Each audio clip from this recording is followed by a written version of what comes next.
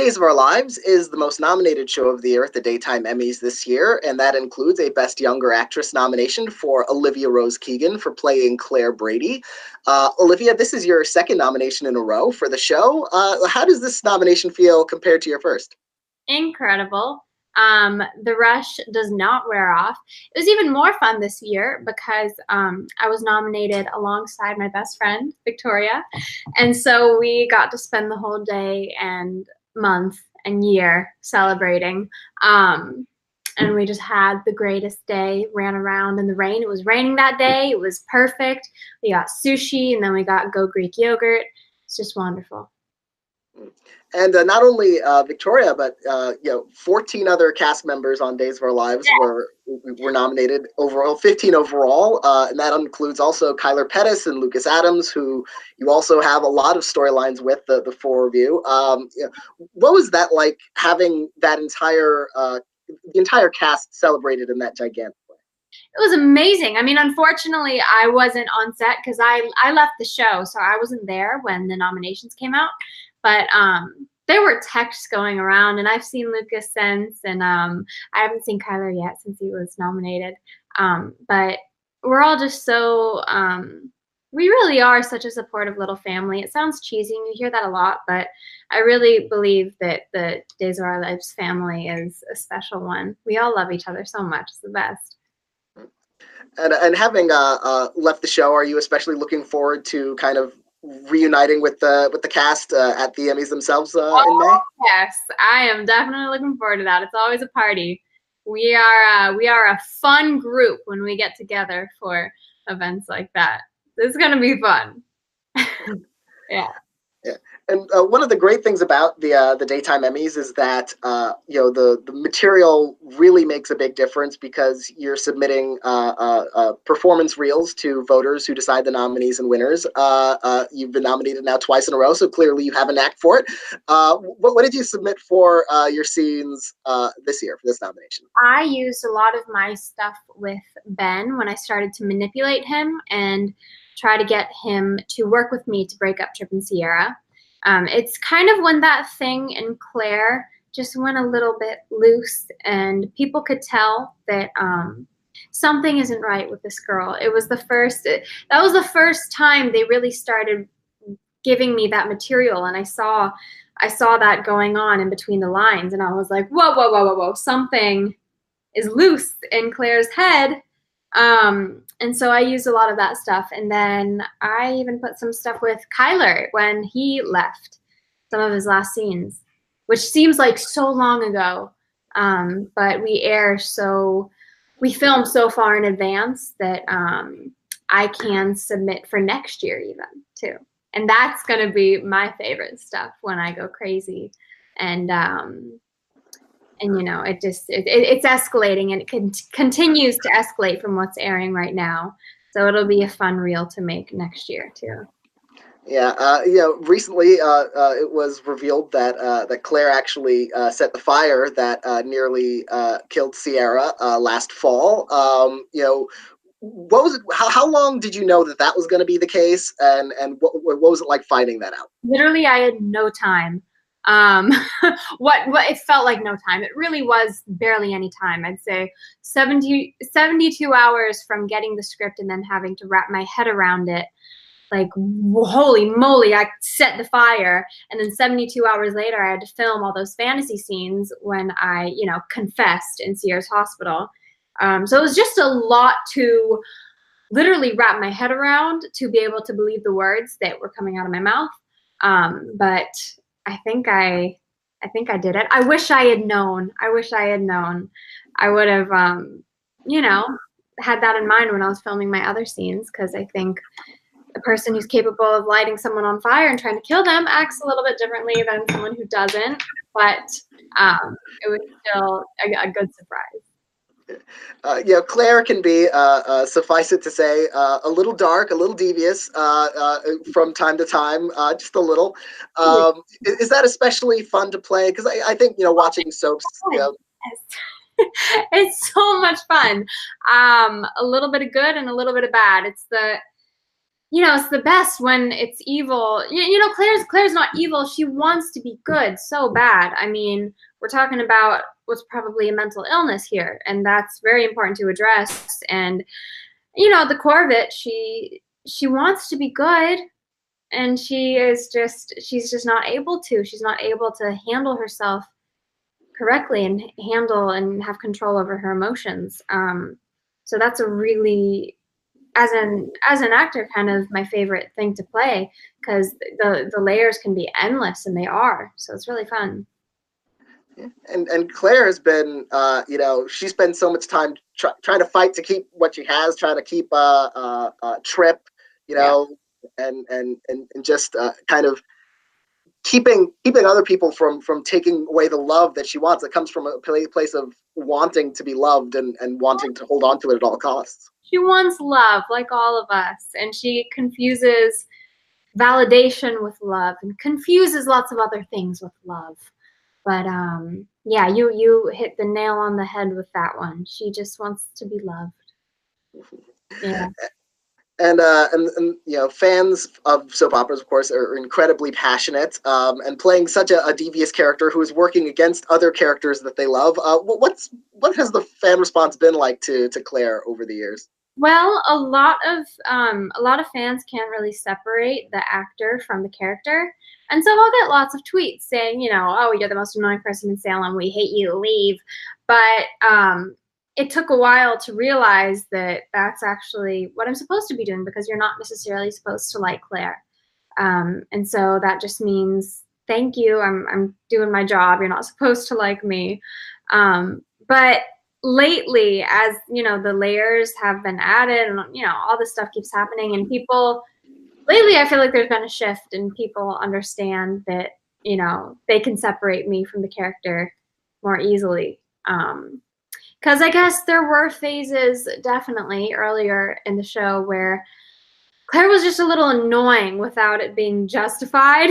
Like, you know, now it's full on, she's going bonkers, and that's something that she can't control. But for a while, she was just annoying without that element, you know, when she cared about her followers and all that. And it was annoying for sure. But I love the way that it panned out.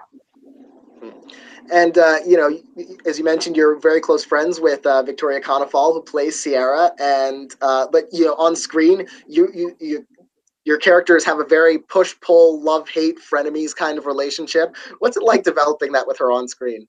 It's so fun. Imagine like getting to work with your best friend, and not only work with them, but act with them in a professional manner. I mean, it doesn't feel like a job. It's so much fun. I mean, it's fun to hate each other. It's fun to make up. Yeah, it's just great. I think it might be a blessing to some people, at least, that I'm still not there on the show, because we started to become pretty close at the end of when I was filming. And there would just be lots of loudness. We were so loud, and we would just cause a lot of mischief. So, you know, it's probably easier for a lot of the crew members, but it was very fun. Yeah. And what was it like, kind of saying goodbye to the show after you know, several years on the show? Like, what was that last day of shooting like? It was, of course, bittersweet. I mean, yeah, I grew up on the show, so I have to. I kind of want to get a book and show you. Like, I spend every time I look at this book, I end up crying. So excuse me if I do. Oh, absolutely. It is the most amazing thing in the world that Victoria and Kristen, my friend who's in wardrobe, and others put together. And they made a book with all of my wardrobe pictures in, and they wrote little notes. And this is my first day. And it was just the most brilliant, amazing, that's my dressing room tag. It was just the most amazing, emotional day ever. So definitely goes down in the books, haha, as one of my favorite days in history, just because the end of a chapter and the beginning of a new one. Now I'm working on a lot of music, and I'm just back to auditioning and falling back in love with other characters and new characters, and it's really been great. Bittersweet. I have moments where it hits you and you see it airing and you really miss it a lot, but you know, one door closes and another one opens. I think it was the right timing. And having grown up on the show, spent several years on the show, daytime can be such a gauntlet. Soap operas film so much material so quickly. How do you feel like you've grown just as an actress since you started versus where you are now? Like I've done all the growing ever on the show, because like I said, I literally grew up on the show. I didn't know who I was. I was 15 when I started. They saw me go through all my awkward phases, and I'm very happy in the way that it ended. And I think in the past year I've really found my voice and how to maneuver comfortably through all this material, and standing your ground, and just trusting yourself and believing in your character and yourself. But it's like acting boot camp. It's how I describe it. Soap operas. I loved every second of it, but we film was something like 200 pages a day, and primetime television films like 3 to 7. I mean, don't quote me on those exact numbers, but that's basically the gist of it. But it teaches you to follow your instinct. You have to. That's the only option. You just say screw it and you go for it. And you learn how to switch it on and off really quickly. It's great. And what will you miss the most about Claire as a character, getting to play her? Oh, that's a great question. I'm gonna miss many things, but let me think of something good. I am gonna miss her passion. Like, as annoying as she was sometimes, and as crazy as she was, and vindictive and manipulative and selfish, she did everything wholeheartedly. She did everything with 100% passion in life, and I'll miss that.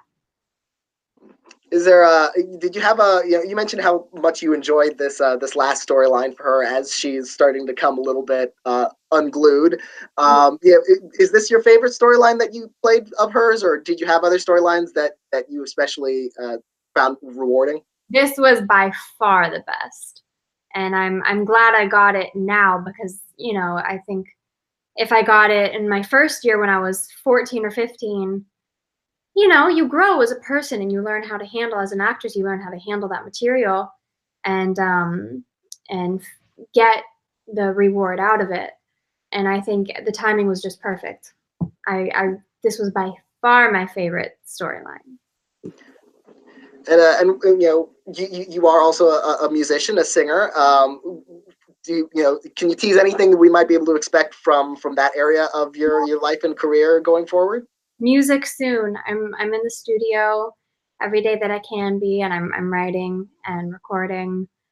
I'm really excited about the new music that's about to come out. I wish I could say more. I wish I had like a release date, but everything in this business is just so up in the air and last minute that I don't have a specific date yet, but I'm hoping soon, because I'm really, really excited about it. And soap operas are such a broad canvas of characters. Was there anyone who, among your co-stars, who you wish you could have worked with more, who maybe your characters didn't interact as much? Yes. I mean, Victoria, besides Victoria, because by the time we really knew each other, I was kind of on my way out. But I feel like a lot of people have said this, but John Aniston is a legend. I think his delivery is so strong. So Victor would be fun. I would love to work more with I didn't get much stuff I guess I got a lot of stuff with Thea. I love Thea so much. Eric, Martzoff, Brady, that would be fun. We have fun together. I don't know. There's so many people. I feel like Victor and Claire definitely would have made very interesting allies or enemies in some context. It would have been. Right. I'd say we could be allies. It wouldn't end well, but Claire could, I'm sure they could do some evil business together. Yeah. Thank you, Olivia, and thanks to everyone for watching this. Please click like and subscribe for more of our awards interviews throughout the season, and go to our website, goldderby.com, to make your predictions. Thank you again, Olivia, and best of luck at the Emmys. Congratulations on this nomination. Thank you so much. So great talking to you, Daniel.